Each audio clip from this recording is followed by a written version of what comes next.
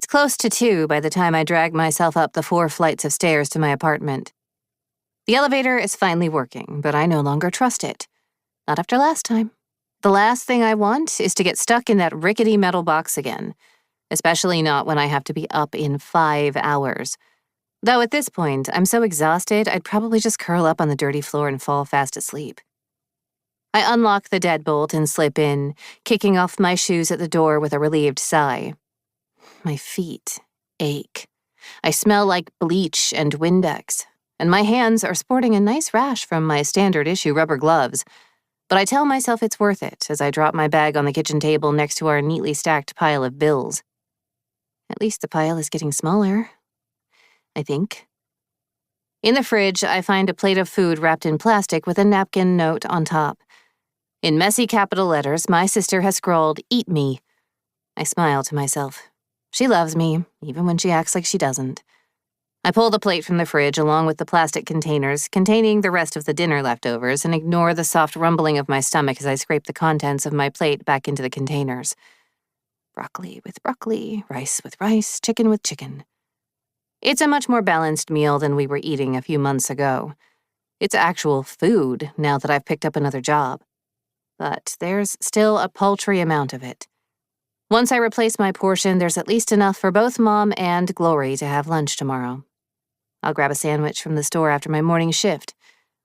I snag a pen off the counter and write, "Yum," on the napkin before sticking it to the fridge with a magnet. Then I tiptoe into the bathroom to wash the stench of cleaning supplies off my body. By the time I throw myself onto the bed in the room I share with Glory, I'm so exhausted that I don't move an inch until my alarm goes off 4 hours later.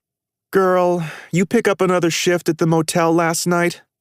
I glance up at the other register where Quentin is scanning someone out and shrug. I opened today, and he got to come in at 10. Lucky dick. Yeah, I did. He quirks a dark brow. You look like death. I narrow my eyes at him.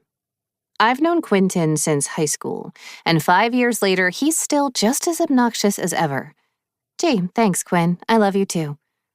He winks and makes a kissy face at me. Mwah! At least I'm easy to look at. I roll my eyes and flip him off before going back to my crossword puzzle. With any luck, we'll be slow today, and I'll be able to make it until the end of my shift without passing out. I'm filling in a 10-letter word for anything that unduly exhilarates or excites. Intoxicant. When the song on the radio switches to something familiar and wholly unwelcome. No, I groan, tipping my head to the ceiling to glare at the speaker. Turn it off, Dwayne. I shout the words, hoping my boss will hear me from his office. I know he does because instead of doing what I ask, he turns the song up louder. The opening bass line creates a sinking feeling in my stomach and an ache in my chest. You'd think by now I'd have grown desensitized to the hometown heartless, but nope. They still make me sick. I managed to avoid every fucking magazine cover, have even conditioned myself to ignore the giant poster Glory has pinned to our bedroom wall. But the music is another story. It hits harder, and it's nearly impossible to escape, especially living so close to LA. Here, everyone has a strong opinion about the hometown heartless. You're either obsessed with them, or you loathe their very existence. I'm of the latter camp. Planted my flag here 4 years ago, and it's still standing tall, waving proudly in the wake of my simmering grudge. I hate their sound. I hate their style. I hate the arrogant hold they have on the music industry, lording over everything like gods. But what I hate most is their bassist, Torrin fucking King.